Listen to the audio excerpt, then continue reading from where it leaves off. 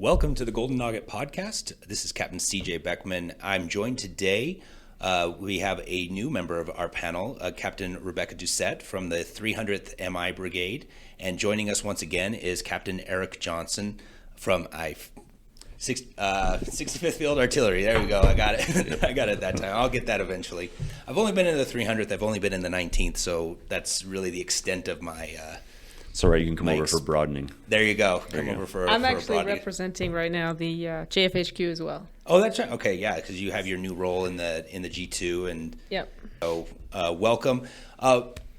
Really excited about our topic here again with a CGO table talk, company grade officers. We've done NAUGUS. We went and talked a little bit about that. Really, our goal with these from this point is really to take and break down some leadership topics of interest that we've encountered from our experiences, and kind of from the perspective of not for the intent to gripe, but the intent of if there are issues that we want to address, solutions focused approach to a discussion. And also, identifying those opportunities and those experiences that we've had that really grew and developed us, that we can perhaps have this discussion that is something that other company grade officers or future officers can look at and get some benefit from. So today we're going to take a look at the Adjutant General of Utah's command philosophy and talk a little bit about command philosophy from this perspective. First of all, just for the two of you, I know Rebecca, you and I obviously had company command. We actually kind of followed each other around a little bit in our company command experience. And then Eric, you did have a command. You're out of command or currently in command? Yeah, I did a battery command years ago. About how long? When was yours? When did you end command? Let's see, 2019. Okay, I want to say was when you came out 2018. Okay, so you came out of command for a bit, and then I got out of my command in 2020. And I finished in October of 21, so it's basically 12 months now. Okay, almost. Very cool, very cool. So, just kind of from our perspective, did you go into your command with a command philosophy, Eric? I did. I had one written and prepared. But my first year, I was a first lieutenant, and it's kind of intimidating to post your command philosophy as a lieutenant. Yeah. I mean, yeah, I did. I had one, and I put it up there, and it hung on the board. But if you ask me right now, to be completely honest, I couldn't. I'd have to sit and think for a while to remember what I actually have on it. Yeah. Yeah. Yeah. If we're being real. Yeah, I did mine. It was actually a requirement for the 2017 Best Warrior competition. It was probably one of the only 2 years where they actually had an officer category for it, and that was one of the requirements for the board. When I'm thinking back on it, I had the obligatory statements of Right. We won't tolerate harassment and things like that, like the things that are important and that you kind of expect. But yeah, as far as actually, You will support my SHARP program. yeah, exactly. But I think if I were to write it today, I definitely think it wouldn't be the same thing, right? And so, Rebecca, what about you? Did you come into a command with a command philosophy? I didn't initially. I had just come off mobilization with the 65th, actually. And then I got switched command about 6 months into a different unit. So I started writing one, but really the unit, it was kind of like bare bones. And I got to build everything up. I built committees for everything that we needed the soldiers to do. And I would write their kind of mission statement, what I wanted. And so I would treat each of those like my command philosophy. Okay. So whether it was the language team or the PT team or the training team and all of those things, I gave them each specific guidance and direction and really allowed them to take it and run with it and not to get too much into the weeds. And they're still reaching out to me and thanking me for kind of giving them that hands-off approach. That's cool. So your philosophy kind of was almost more of a structure and strategy. Did you tailor it to the company when you were going in, or did you have it even before you knew you were going to take a company command? I think if I had thought about it, that would have been my approach regardless. But and it is tailored, I mean, to an MI SIGINT company, so it was specific in that way. But also, the real goal was to ensure that, the same awesome performers weren't on every committee and doing everything. It was a way to spread out the leadership and give everyone a chance to shine. And that is what ended up happening.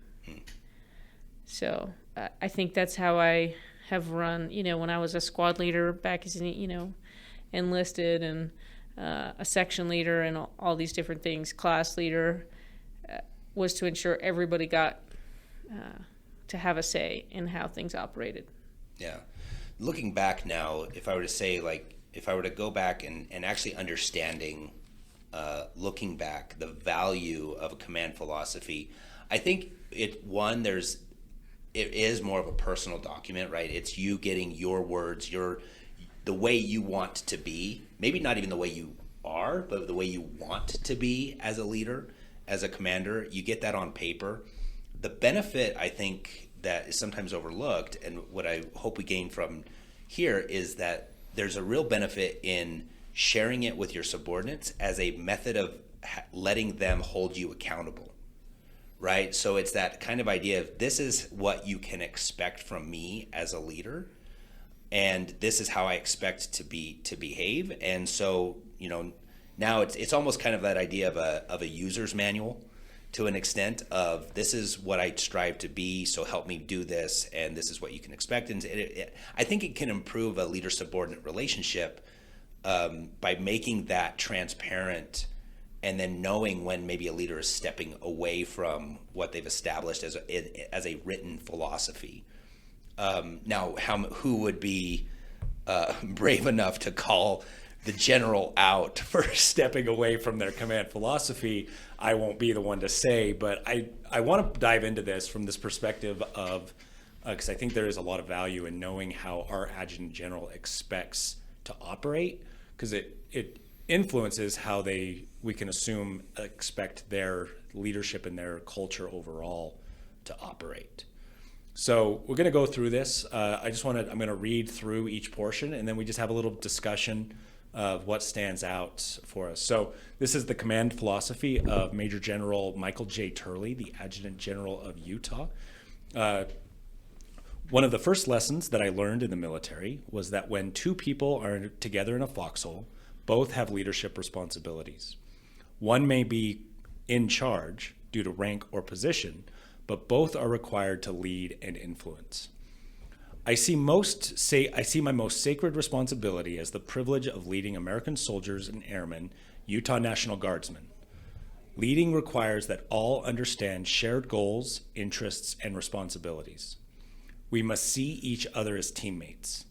As such, my command philosophy should be seen as a starting point for all subordinate commanders to think through their approach to leadership and to develop the shared goals appropriate for their units, so that they may develop their subordinate leaders. And there is capitalized throughout. So big emphasis on ownership at lower levels.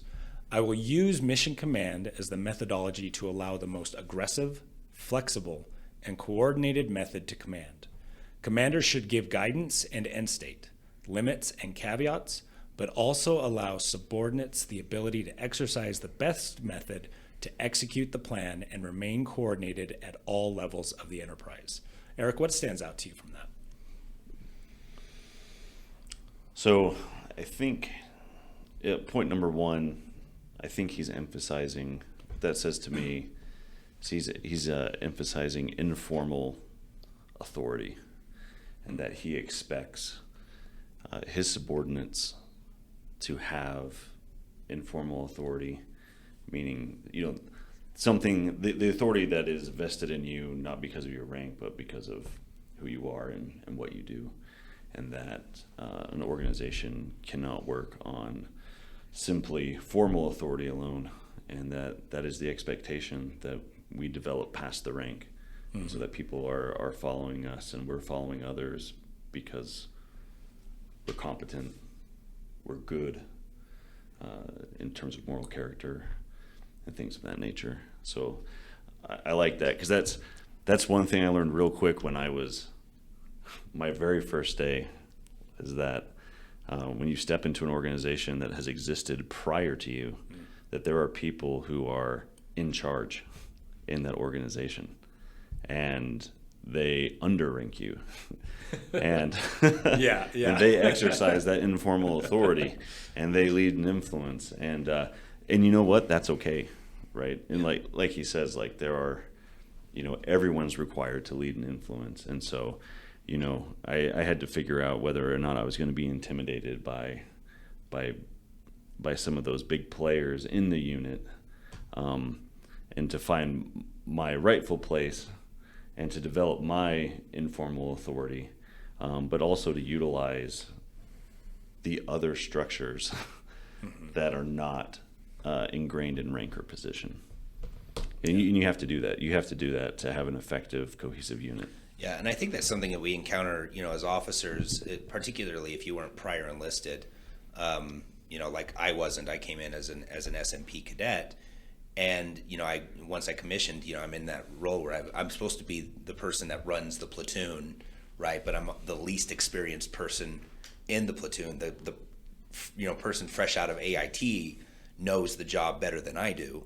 Right. And so it's that ability of, I might be the one in charge, but to your point of that informal leadership and that experience that actually runs the organization. And really we're obviously we're talking about the NCO Corps here and the responsibilities and the partnership that goes on. Right. If that there. Wasn't clear. Yeah. So Rebecca. I would argue even that those below NCO ranks can lead and influence. I mean, as he says right there in the first paragraph, one may be in charge due to rank or position, but both are required to lead and influence. And I've had experiences where the NCO I put in charge didn't step up to the plate.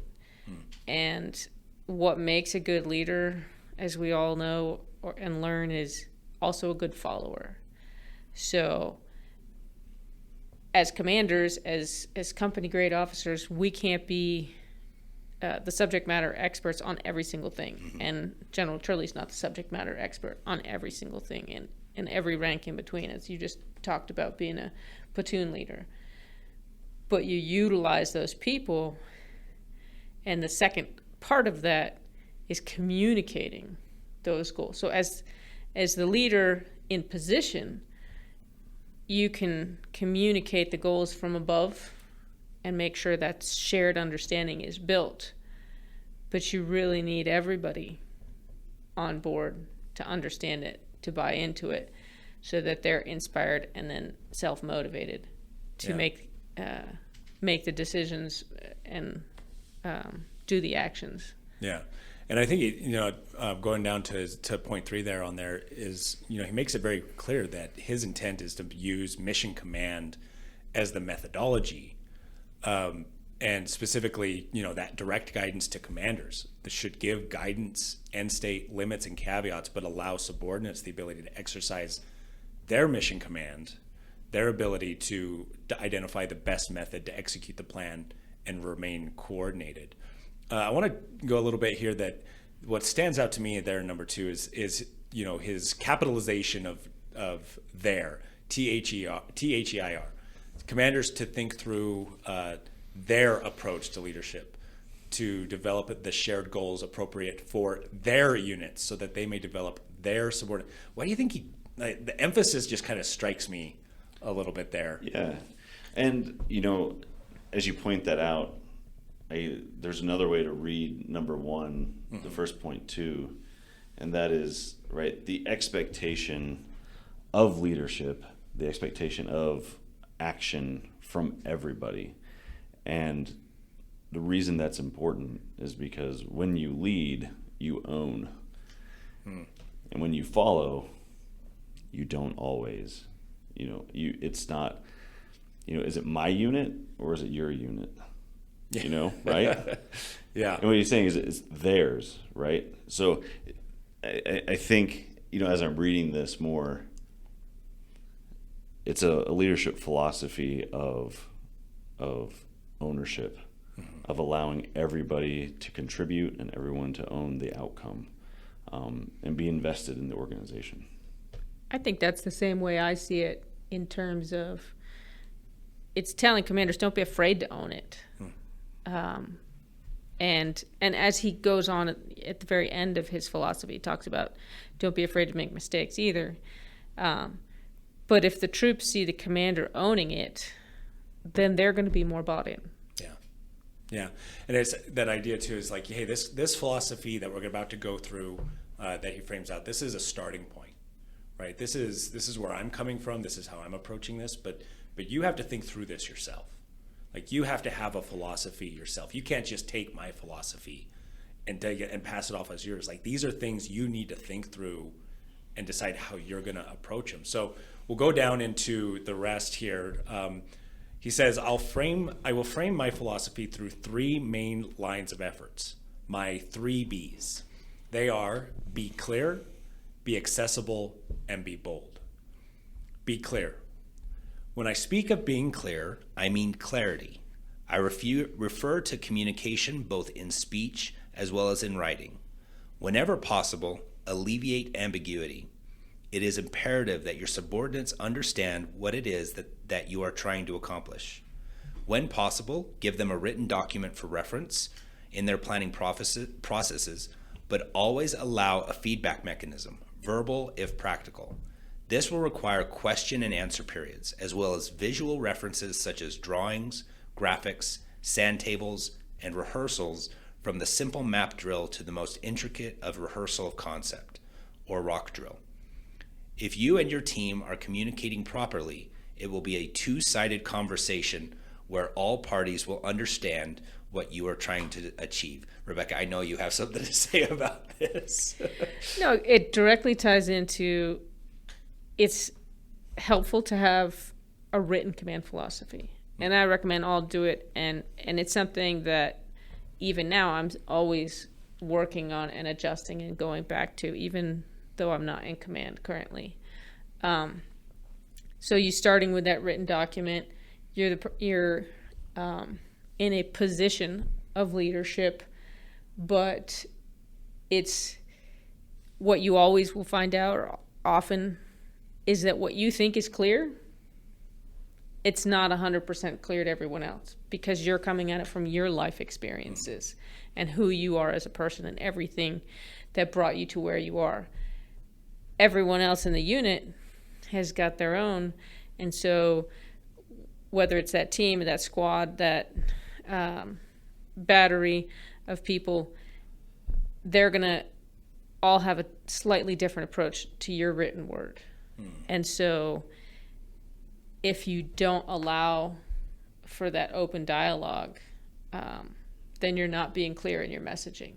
Because as we know about communication, 70% of it is nonverbal.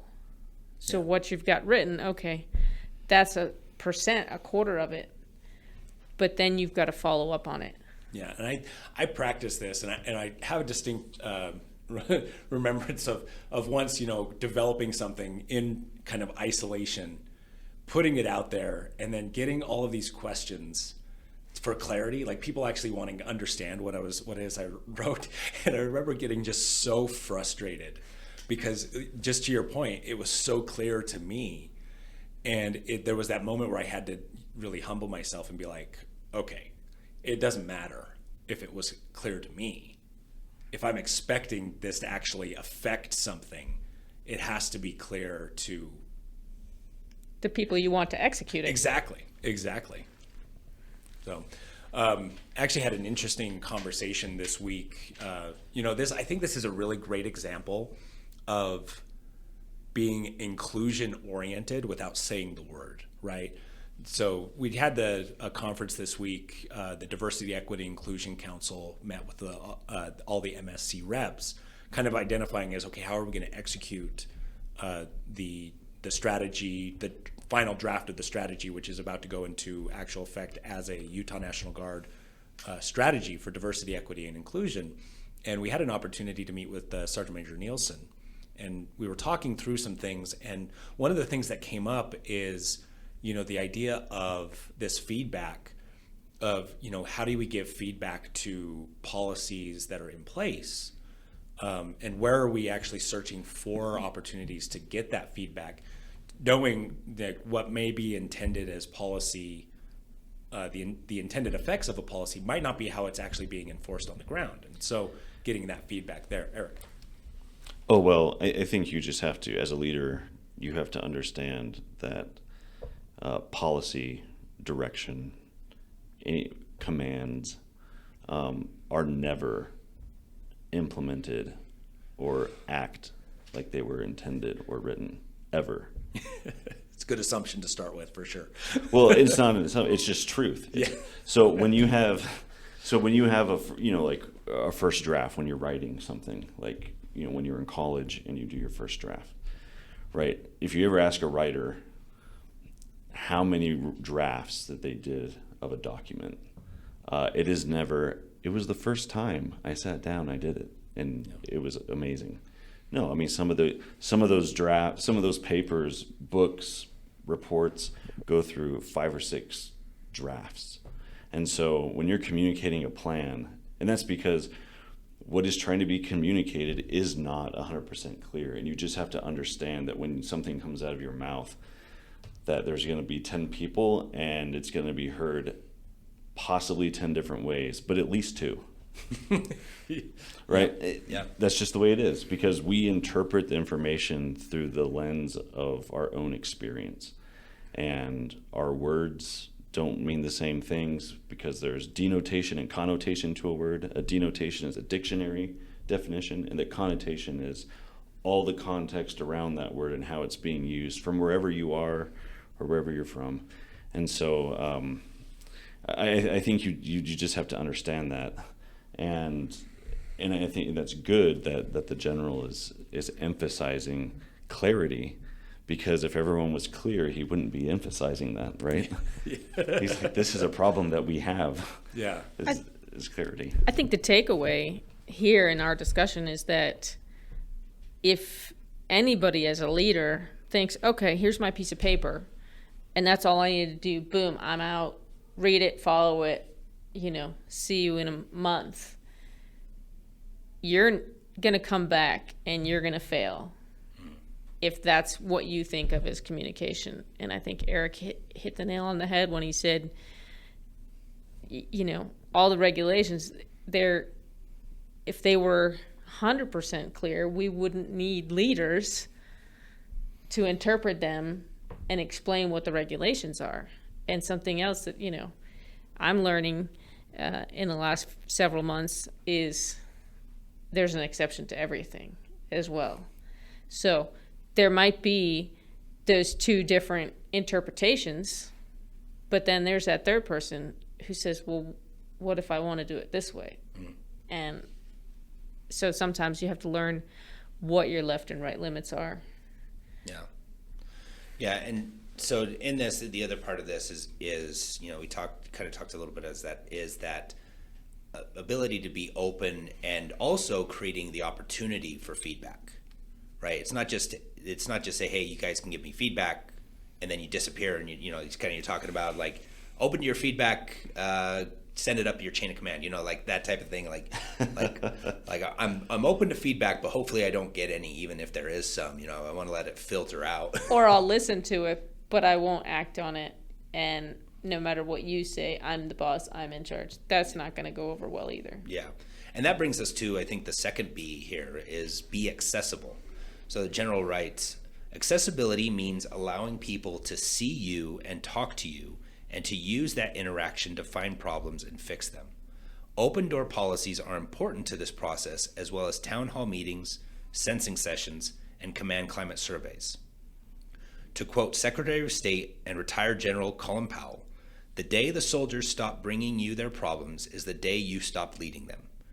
They have either lost confidence that you can help them or concluded that you do not care. Either case is a failure of leadership. Accessibility also means allowing your subordinates to have access to you intellectually and emotionally. Intellectually, to know that good ideas can come from anyone or anywhere, from private to general, military to civilian.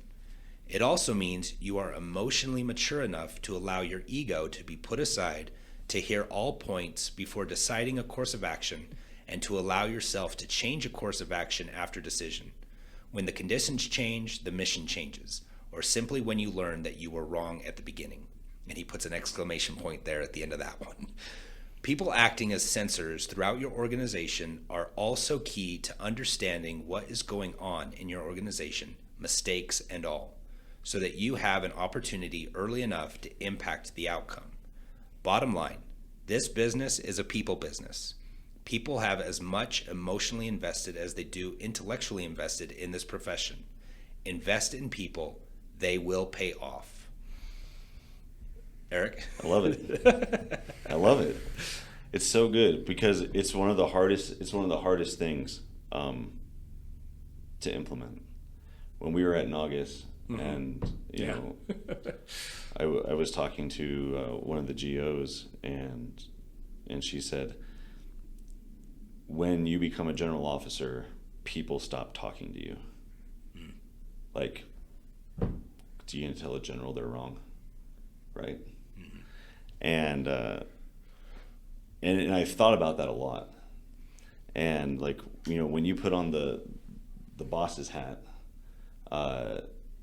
traditionally, you know, in our culture and in a military culture, this is now like the decisions have been made when they come out of my mouth, you know, and it's just something that we have, that because they affect our career, right? The cost benefit of saying something that they really might not like, right? And I like how they say, you know, he says here, you know, like to check your emotions, because, right, if I don't talk to a leader, I mean, he's 100% right. If I don't talk to a leader, it's because if I think emotionally they're going to be affected by what I'm going to tell them, then they have the power and the ability to turn that negative emotion that they feel into repercussions for me, right? And so telling your leaders, like, you know, hey, put on your big boy and big girl pants and be willing to hear that you're wrong. Because when someone brings a problem to you, it's very easy to personalize it. Because if you're the leader, at the end of the day, the buck stops with you. And so no matter what is wrong in the organization, there is some part of that is your fault. And that is a truth. And so being able to separate that from, I need to make the organization better, so I need to listen to this E3. That's tough. That's really tough. And it seems the higher you go, the tougher that is, you know. At least that's what I've seen. Well, and I think also there's kind of that floors, right? Like if I'm an E6, I can go an E3. If I'm an O3, I go to an E7, maybe an E6. If I'm an O7, I go to an O4, right? And it seems like there's this floor of you know, how far do I go? And maybe it is a little bit of that, like at what floor, like, well, one, who's around me, right? You know, you get up in those senior levels of leadership, and you after being O3, you're really not surrounded by lower enlisted day to day as often. And so there's that bit of, not only, I think a step further I would go is with accessibility, is being accessible, you know, the idea of an open door policy, but also not being in your office for people to come to you, right? Like you actually, there's an emphasis here, or an implied task here of you have to be out there with the people, with the boots on the ground. We talked a little bit about this. Yeah. And I kind of want to hear Captain, it's Doucette, right? Doucette. Doucette's take on this, and yours. Because in our last talks, we identified one of the paradoxes, right, that we had with the diversity training that we need and are being given, and the need for conformity and to be homogenous as a group, right? And how those two things sometimes are in conflict. This is another one. This is one when I see it in a command philosophy, the first question that pops into my mind is chain of command. It's the same thing where the balance between being accessible and being told problems, and also not stepping on your subordinate leaders or, right? Because what I found too in command is that you have these problems going down at like the E1 level, right? But by the time it goes through a filter of subordinate leadership, and by the time it gets to you, it's handled, right? And it may or may not be handled, right? But so often that those problems stay at those lower levels because it's not that you're not accessible. But you should have competent layers of leadership. You should have competent layers of leadership in between, and there's a lot of trust, obviously, that they're handling it in a way that's not just necessarily burying it or setting it aside, right? But developing that. So this idea of accessibility is one that you definitely have to develop and promote. I want to go back to something that Captain Johnson said, which was, if they come to you and you get personal about it, and as the general says here, you need to take the emotion out of it, and that's where the problems come. And I think it's important for us and leaders at all levels to re-emphasize that with everyone, because if you don't look at yourself first as, okay, what am I doing that's contributing to this problem? And if you don't listen with an open mindset, then you're not thinking of that person who brought you that problem as a person. You're kind of shutting them out. And so be accessible is also, think of them like people, like humans, individuals with insight that can help you lead better. And so that goes to also that inclusion piece.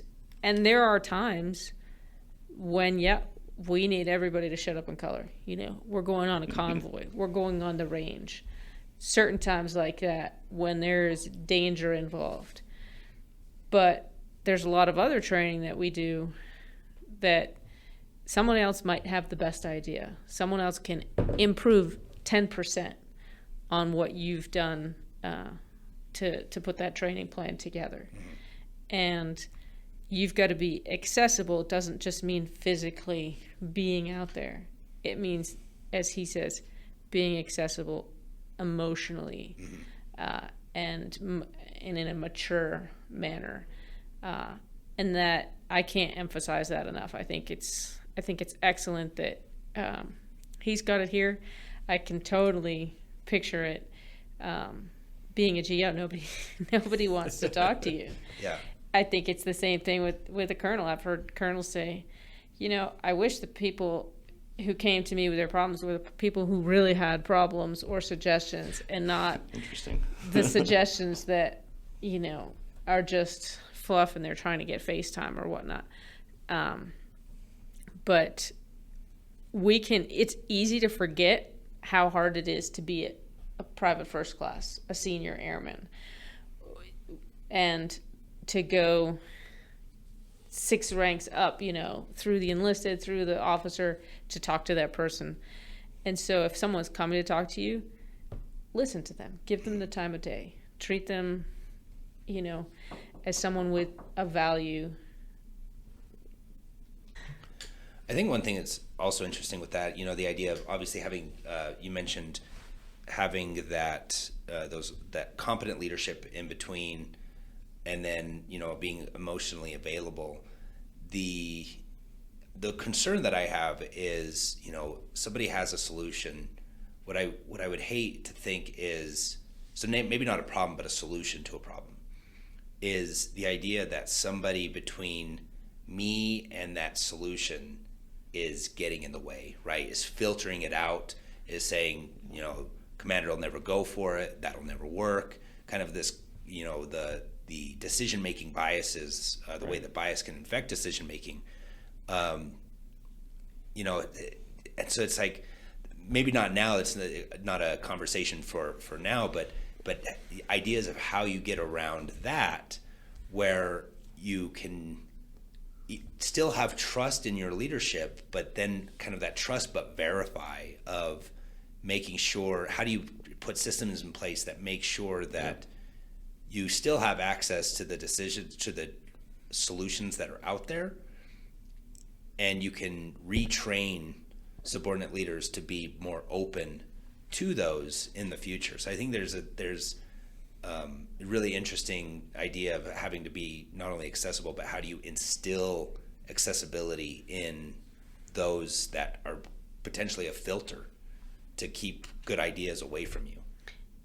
I've seen both happen, and they're going to tell what kind of leader you are through your personality, through your day-to-day interactions, through how you're running meetings, how you're approaching everything you have to do. And it goes back to General Powell. If they're not coming to you, and if you as a leader are saying, no, I'm going to talk to that next level, at the company command level, I'm only going to talk to the first sergeant and the platoon sergeants and the platoon leaders, then you're wrong, right? And so you just need to kind of exude that in how you talk to people, and that you hit it earlier. Go around and get to know your soldiers.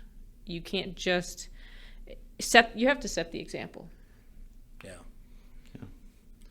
Yeah, I mean, my main point on that is that when we're talking about getting feedback, what we're talking about is getting solutions or continuous improvement.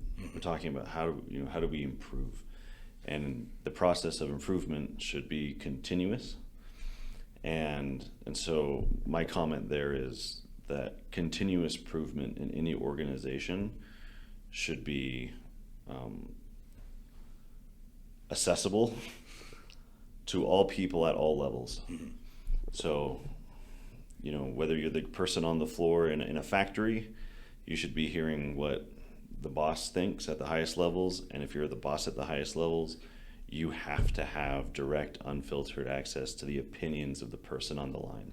Yeah. And not because you don't trust your leadership, but because there are decision-making biases that we all have, and it's gonna go through a filter. And so I told you, like, back in my line of work as a continuous improvement kind of consultant, is that you cannot silo feedback of any kind, good intentions or not.